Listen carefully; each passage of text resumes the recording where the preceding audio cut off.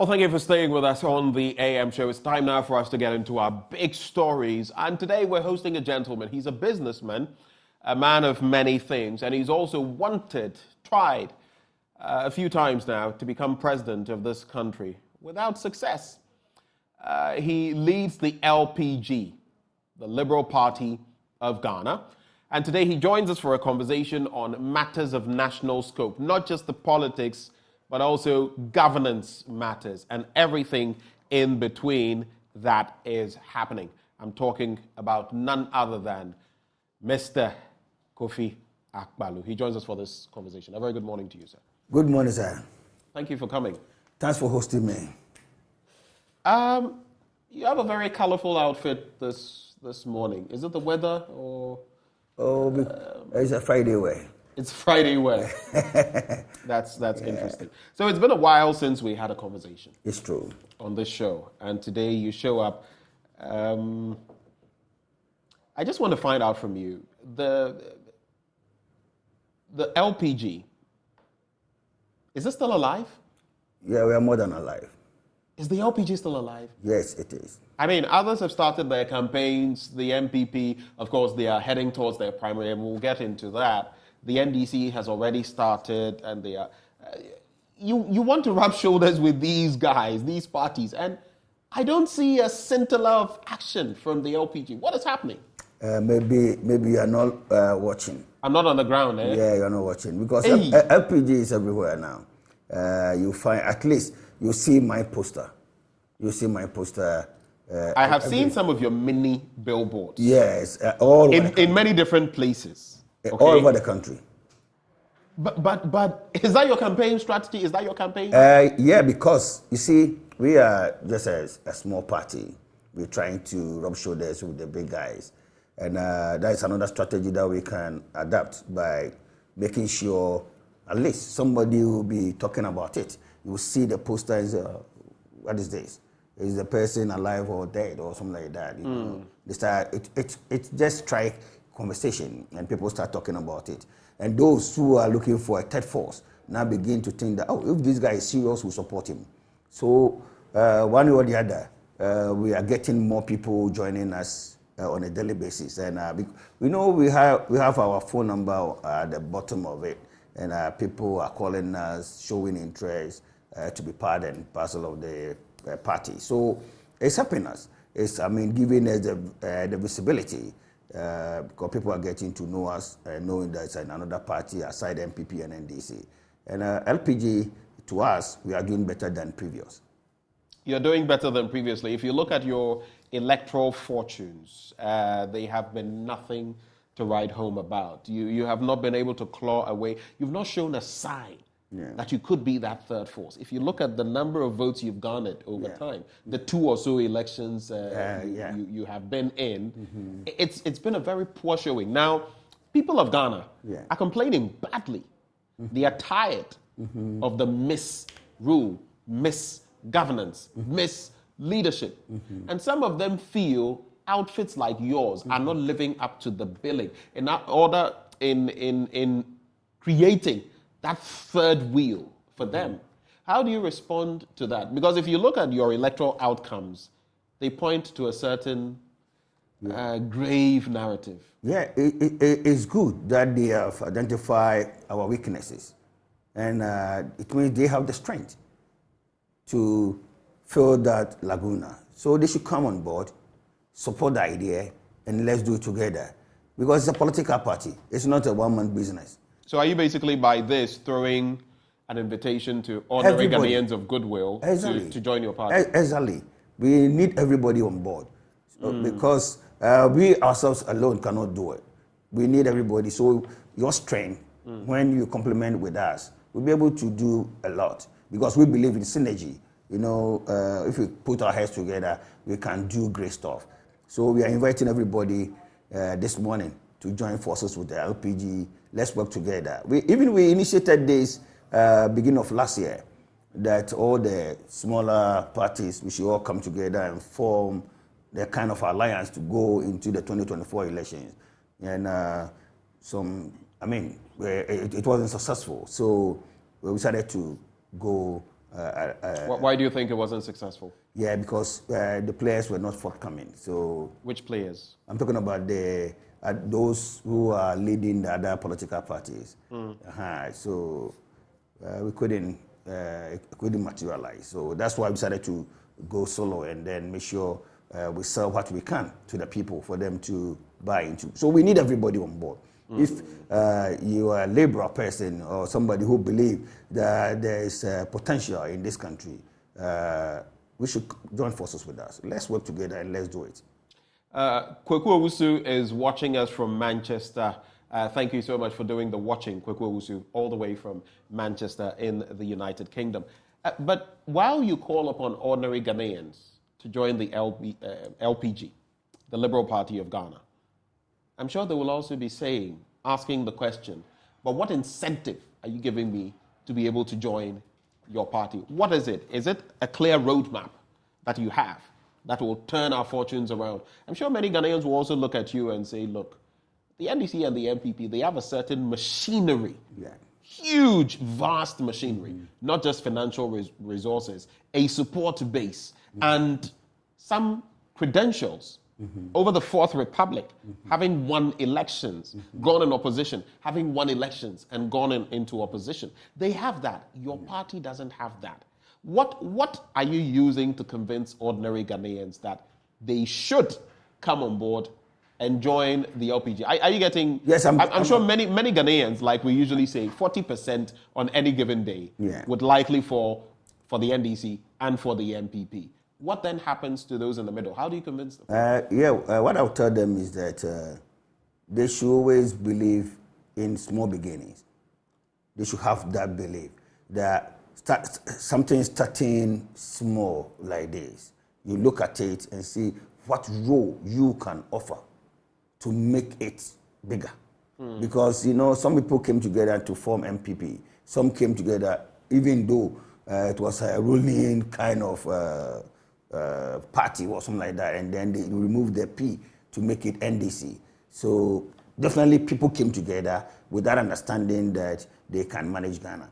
So if you are there and you see a lot of issues surrounding this country, and then you believe that it can be solved by yourself, why don't you join forces with that so that you can have the opportunity, the platform to get that problem solved? Because we have a lot of problems going on in this country. We know the problems. It's the solutions we want. Yeah, the solution is that you have some of the solution.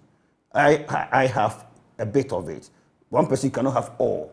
So it's a collective effort. Bring your ideas. Let me bring my ideas. Let's put them together and let's see what we can do together. So another thing that the bigger parties have over the smaller ones is the pool of, should I say, resources, human resource. Yeah. Both. They would have, people with a certain clout, people with vast knowledge and experience in energy, in law, in education, and all of that. That is what you need in terms of governance. Yeah. Do you have any of that? I mean, how realistic is it for you? Do you have any of that? I can invite anybody at any point in time to solve a problem. It doesn't matter whether the person is part of my party or it's not part of my party. So far as the person have the requisite know-how, I should be able to bring the person on board and say, hey, please, let's do this. Let's do it well. Because it's all about building a future for the generation unborn. We need to prepare this land for them. And we cannot leave it anyhow. We need to have that understanding that you are not doing it for Kofi Akpaloo, but rather you are doing it for the kids who are yet to be conceived in the womb. Because we have to prepare this country for them. And so if you have any idea, if you have any experience, you have any special qualities, why not? We will involve you to do it because this country belongs to all. So you're going to be liberal. You're going to live to the name of your party and be liberal. Yes, we are in liberal. terms of bringing other people into the Exactly. frame. The only difficulty there is though is that oftentimes, like we see with the big parties, once you get bigger, then you start focusing on internal interests, like we see the boys, jobs for the boys and girls and all of that. But let me just run this angle by you. There are some who say, why some of the smaller parties like yours are not viable, Yeah. you are not making any progress, is the fact that some of you are just doing business with it. Yeah. Some of you just want to have it on your CV that I have contested as a presidential candidate in Ghana. It adds to your business appeal, doing business out there. In fact, some suggest that parties like yours, you merely come to add to the numbers and foil other parties. One party contracts you to come and muddy the waters for another party. How do you respond to that? In fact, they may be right. They may be right. They may be right. But you see, every party has its own purpose of something. Just before you go on, when you say they may be right, does that mean your party as well? No. You have to such? Our party is not like that. Our party is trying to fill the laguna between the MPP and NDC because we are a liberal party. We are part of the Liberal International. We are part of the African Liberal Network. Our focus is promoting liberalism, okay, in here. So we are not working for NDC, neither are we working for MPP. We are working for the liberal purpose. That is why we are here. So we came and we met a couple of parties, and some, have, I don't know whether they faded out or whatever, So, but we are still around because our target is different from their target. You say you are here for the liberal purpose. Let me ask you, what is that liberal purpose? It's to make sure we promote fundamental human rights, to make sure we have free enterprise, making sure those who are in the lower classes, we are able to lift into the middle class, helping the middle class, making sure we have lower taxes. That is the agenda. Making sure fundamental human rights are well respected. You speak about fundamental human rights, which quickly brings to mind the conversation on LGBTQI. What is the stance of the LPG on LGBTQI? LGBTQI, what stance are you talking about? What is the position? What is the position of the LPG on promoting LGBT or why? I don't. I'm merely asking for your stance. What is the position of the LPG? I mean, you're hoping someday to be president, and I'm asking you, what is your position? Former President Atta Mills, today, by the way, happens to be his birthday. Okay. Happy birthday to him. I mean, may he rest in peace. Exactly. Was asked the question. He had a stance. Former President Mahama was asked the question. He had a stance. The current president, Nanado, was asked the question. He had a stance. What is your stance? I'm sure if Ghanaians are considering you, they would also wonder, okay, so what's your position? No, I don't understand that question. But if from what I can say is that I don't know if people... Is it that you don't understand, or is it that you don't want to? You're afraid to answer the question? No. I'm not afraid. I'm one person that's not shy. Let me tell you something. Is anybody looking to get married in that format here? Is anybody looking to do that? Can you tell me one person who has come out, or a group of people who have come out and said they want to do practice? Actually, there are. They are practicing it. Not practicing it, but there are people who say we should have those rights. There are people, you mentioned human rights. Some of them couch them as human rights. There are those who have advocated that we should allow these people to be in Ghana. And I'm merely asking what your position is. Will you kill somebody? Will you kill somebody because the person is a gay or is a lesbian? You can't kill the person because he's a gay or is a lesbian. Are you making laws to send those who are gay to prisons or lesbians to prison? Are you making laws like that? If you followed the anti-gay bill, as we call it for short, in Parliament, you would realize that, well, far away from what Uganda has done, theirs is a bit extreme, but this new bill, actually not a new bill, if passed into law, would also enhance what the law says about unnatural carnal knowledge and include certain other bits, on the LGBTQI plus terrain, which would prevent such people from... You wouldn't even be able to openly talk about some of these matters in the sense of promoting it. So I'm sure you're aware of all of that. But you see, the bill is a non-starter. It's a non-starter. Yeah. Why? Because the bill alone itself is promoting the LGBTQ plus. This bill, that's the purpose of the bill. The bill is to... While the sponsors are saying that they are trying to stem the tide because our constitution, the 1992 constitution, is not clear enough. Our criminal code is not clear enough on the delineation and the activities of LGBT. Yeah, to me, I think the bill is rather promoting the LGBTQ.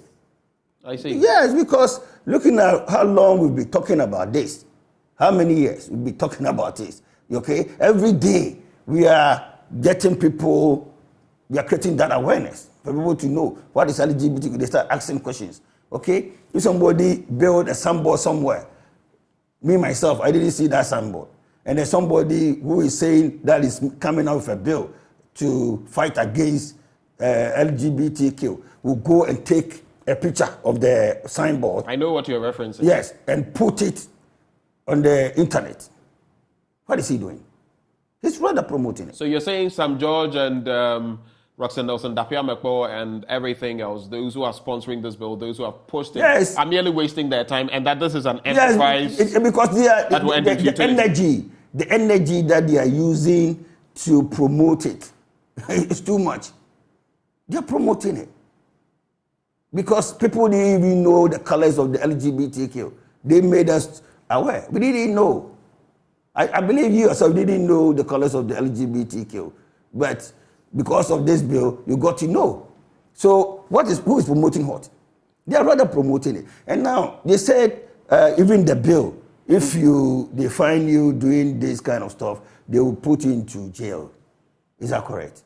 They will jail you. So if you are not boarding... That is not black and white. Oh, it's black and white. But I am saying... you go to jail. That's the end result. There will be penalties for certain offenses. Yes. So the end result... As though once you did something, you would end up in jail. No, the end result is jail. The end result is jail. No, so you jail the person. So you jail the person, and the person goes to jail. You add him, if it's a male, a man, you add him to the male cells. If it's a woman, you add her to the female cells. So what are you promoting? You are rather going to intensify the activities there. Okay? So to me, I don't see any sense in this. Okay? And if you want to fight this, you think that is spreading, and you want to fight it, you have to sit down and find out the root cause. What are some of the root causes? The boarding system, the prison system. So why don't you look at that and see if you can minimize those who are going to jail, if you can give them some hard labor thing outside, or close down all boarding schools so that nobody goes there to learn all these activities. You are suggesting, Kofi Akpaloo, that in dealing with the situation, we should rather shut down the boarding system. Yes, because... Is that what you're suggesting as the solution? Yes, that's one of the solutions. Because you see, the genesis, you need to fight it from the genesis. Where are people getting this?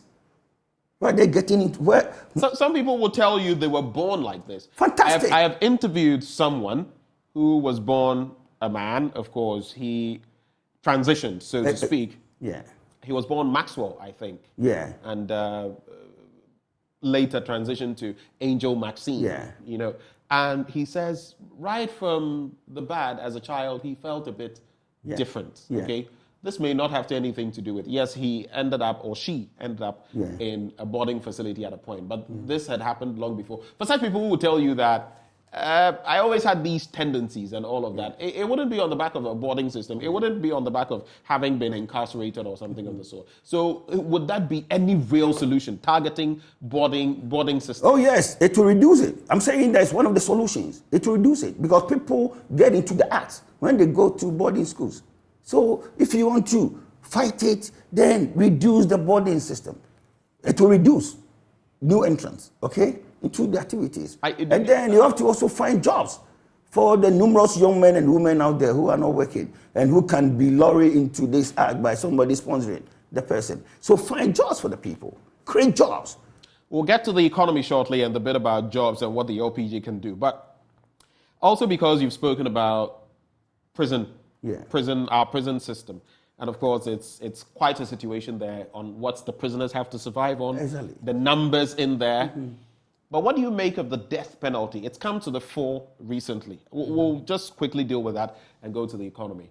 Francis Xavier Sosu is pushing in Parliament for those bills to see the light of day so that we'll just scrap the death penalty. In fact, since 1992, all of those that we've sentenced to death, no one has been executed. Exactly. That's the point. Amnesty International is saying it's high time we got past it. But there are the likes of Cletus Avoka who say, wait, what are you saying? I mean, and he painted a picture in Parliament. Someone comes to my house, robs me, maybe rapes my wife and all of that, kills me, and you feel that person has a right to life when I have lost my life? What is the position of the LPG? What is your position? Actually, we don't believe in those things, like taking somebody's life. Why should you kill somebody? Why should you kill somebody? You know, and people can change. People can change. So and there are those who also do not change. Yes, that's human. That's human. You see, everybody is different. So people can change. So we have to give people a chance to change. And you know, sometimes somebody maybe they will suspect the person as a thief or as a whatever, and then they will lynch the person to death. Mob action and all those kind of stuff. All these things, we need to condemn them. But you know, we need deterrence in society. One of the functions of penalization is to deter. So you see that Asamesi went and stole something, and this was the consequence of that action. You also don't go and do it because if you know that if you do it and you get caught, it is the same consequence you will face. One of the merits of the law or its use is to deter people from doing the things that society agrees we do not want to see. And you say, what exactly? You see, sometimes you can be wrongly accused, and we have experienced it in many times. Is that not a drop in the bucket globally? Yes, though it's insignificant, but still, if those people were given opportunity to live, maybe it will have helped their families and relatives and the rest. So I would suggest that we should support what my brother Sosu is fighting. So you are for Francis Xavier Sosu? Oh yes, because we don't need to kill people. Why should you kill somebody? I don't believe in that. Let's find solutions to those problems. Let's look at the economy, and I just want us to wade into the economy and look at some party political issues, and then we'll take it from there. The economy is in a very tight space. Exactly. We've got the IMF, on board, but we're struggling. Exactly. It is clear. Yeah. What would the LPG do differently in terms of managing our economy? We need to look at creating wealth. How do you do that? We need to look at the young people. Most of our young people around. We need to help them to come out with realizing their visions. Because when you go into the book of Joel, chapter 2, verse 28, it says, in the latter days, the young people will have visions, and then the old men will have dreams. So if the young people are going to have visions, then which means we need to be serious with the young people, identify them, support them, no matter which party they belong to. So far as they are Ghanaians and they have fantastic business ideas, we should support them to realize it. Okay, so I'm looking more at not just I don't want you to re-echo or be an echo chamber for the problems. What are the solutions? No. The solution, how will you support them? Yeah, the solution is that you need to find money to support their businesses. How will you find that money? Yeah, I'll come there. Just a minute. If you go into the global space, you see that those who have transformed this society, they all started when they were young people. If you take a person like Bill Gates, 13 years when he started learning programming on his own, and then 19, he formed Microsoft. This one is Dell, yeah? This computer is Dell. It's an HP brand. Okay. You know Dell Computing. Started by Michael Dell when he was at school. iPhone, Apple, started by Steve Jobs and his Steve, yes, Wozniak. You know, Woz was 24 years. Steve Jobs was what, 21 years. So the youthful human capital. Exactly. We are neglecting them. We are not supporting them. We think they are young people, they don't have anything. Until we have that realization that the young people carry vision. So we need to identify them and invest in them so that they can change the narrative. You have Borsight. You have Borsight. And then use the Borsight to go and secure a loan of $2 billion, okay? Now, but what would the $2 billion do for you? Instead, you could afford borrow money to invest in what? Refining the bauxite and turning the bauxite into alumina. Already you have Vaco. So you feed Vaco with the alumina to turn it into aluminium. And then you build extrusion plant to start producing profiles. Now we have assembly plants coming here. They need engine blocks, they need pistols, they need car parts and the rest. So the extrusion plant can produce all of them. Even Boeing can buy most of their parts from here. Now, all the natural resources that we have, until we go into adding value, we are going nowhere. But value addition is not as simple as you make it. Recently, I mean, there's a private enterprise that has created a refinery somewhere in Tema. We look at our own Tor, the Tema oil refinery, and the woes it has faced. Even look at our gold. In terms of processing the gold, we do a lot of the processing, globally, not just Ghana. In Switzerland, can you imagine that? So, what exactly is going to be different? How these things you are talking about? The NPP and the NDC have told us the same things before. No, see, because they don't have how to do it. And you do. Yes, because let me tell you something. Now you are selling Tema oil refinery. Government doesn't need to own Tema oil refinery. We need to give Tema oil refinery to the private sector, but it shouldn't go to a foreign company. It should rather go to a Ghanaian company. Invite Ghanaians. Let them put a bid. Would you be willing to invest in a Tema oil refinery? Yes, why not? I believe you too. So why don't we float shares? Become private entity. Give it to Ghanaians all over. Buy shares into that company. We can raise the needed capital to expand the activities of Tema oil refinery. You don't need to bring any foreign investors to come and own, because everything is in the hands of the foreign investors. They will take everything away. And our leaders are so happy to give everything out to foreign direct investors. I'm not against foreign direct investors, but what are we doing? We are not creating capital here. Look at the tax rate. If your tax rate is our 50-something%, how do you create capital? The taxes are too much. So we cannot do anything ourselves. If we go to even Tema here, most of the big companies there are owned by foreigners.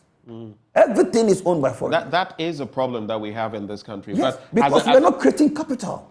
You see, our problem is that we are not creating capital. We are not teaching our kids from school savings and investment culture. If you don't save and invest, you can never be rich. If you want to be rich, you need to know how to save and invest. So it should be a public thing that we should teach our kids from infancy to understand that every little amount that they have, they should be able to leave some to save and then invest later. So how do we very quickly, so we wrap on the economy, how do we prevent Ghana, ourselves, from going back to the IMF? The 17 times. Yeah, the solution is that we have to create capital.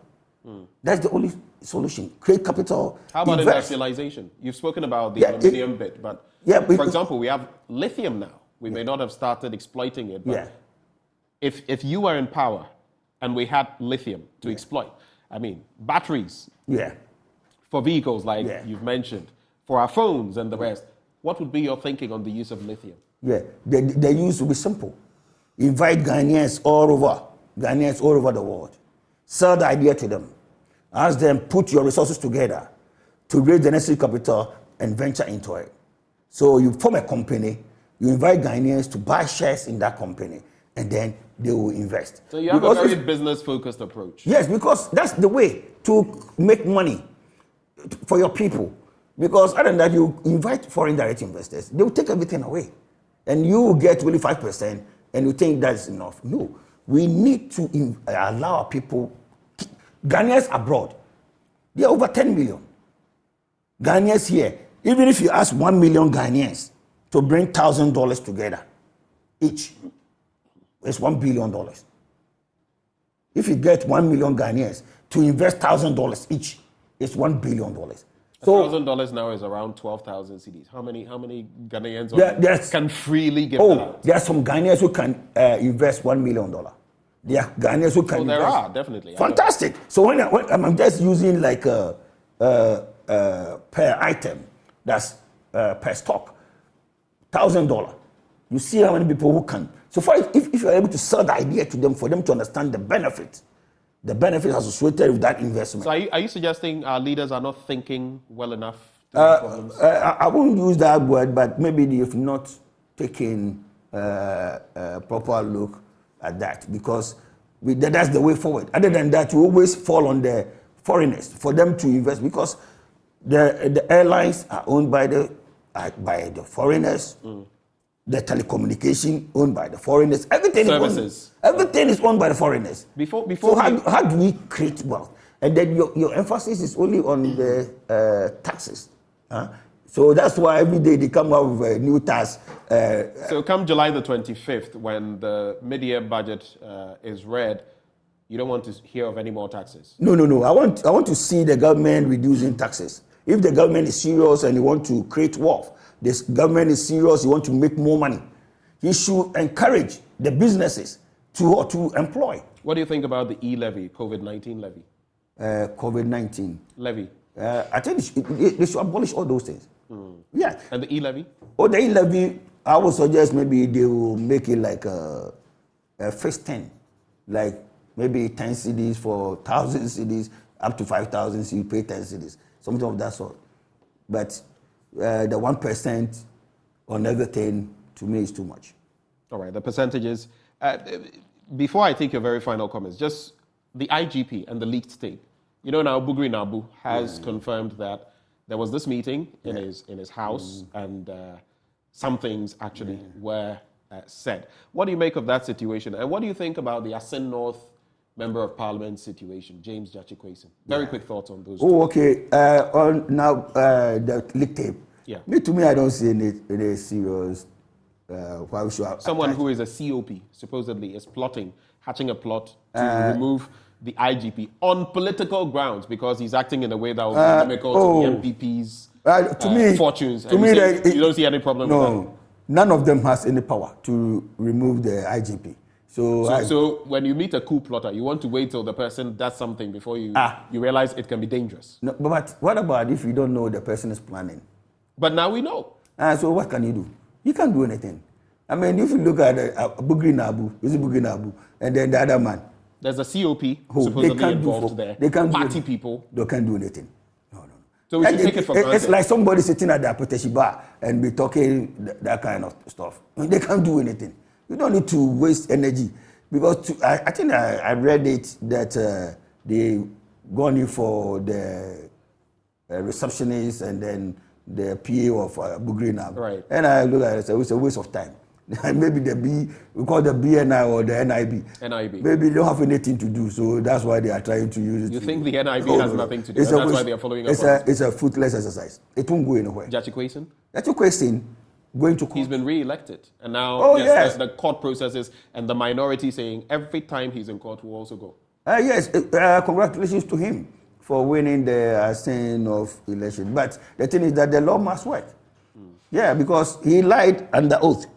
If you do, you have to face the law. So I don't think there's anything wrong. As of the point when he was filing his papers, he had contested and all of that. He had done everything to ensure that he qualified to actually participate. At the time, he was filling the form. He hasn't. So he became only so Ghanaian without any allegiance whatsoever That was somewhere in November. But the hitches in the process do not affect him in terms of his No. application. He had No, already taken the see, application. the He application. had followed the processes. No. When you are filling the form, there's a section that will ask you whether you are a civil servant, whether you are a Ghanaian by birth, whether you are 21 years and over. So you have to say yes or no. And then he said yes. And then he lied. So if you have lied, then you have to face the consequences. I mean, I don't think we should encourage wrongdoing in this country. Even if somebody has done something wrong, the person must face the consequences. We shouldn't say because he's a politician. That is why we are here. In this country, we are not growing. We need to grow. All right. Yeah. So maybe in some 20 seconds, final words. Oh, my final words, they should support LPG, everybody, including you. You should support me so that if you add your brains to ours, we can turn Ghana around, can make Ghana a better place. Because Ghana is a beautiful place, it has a lot of opportunities. But we are giving opportunities to foreigners, and our people are suffering. We need to create jobs for our young men and women. We need to give them the opportunity to realize their dreams here. And I believe LPG 2024 will be a different ballgame because we are coming like a kite and want everybody out there, especially the young people, to support us to take this MPP and NDC out of the system. Well, Kofi Akpaloo is flag bearer of the Liberal Party of Ghana. He joined us this morning for a conversation. From time to time, we have the other stalwarts, the otother parties also coming, the CPP, PNC, among others, to find out what they are offering. And as you have seen, we've hosted the LPG today. It is up to you to decide whether or not you'll buy into what he is offering. But Kofi, thank you so much for coming. Thank you, bro. God bless you. All right. Moving on from here, we'll be having more conversations and we'll be looking at the NPP's flag bearership race or flag bearer race. Now, it is heating up and there are certain dynamics that we got to know of only yesterday from the administrative end of the party. We'll be bringing you details of that. We also have a conversation on COVID-19. Now, the Ghana Health Service says a major part of the population is yet to fully vaccinate against the virus. On the back of that, it has stepped up its game in terms of getting all of us fully vaccinated. I have had all shots, had booster shots, but how about you? This morning, we're hosting Dr. Kwame Amponsan Achiano. He's Programs Manager, Expanded Program on Immunization at the Ghana Health Service. That conversation is up next on the AM Show. Do stay.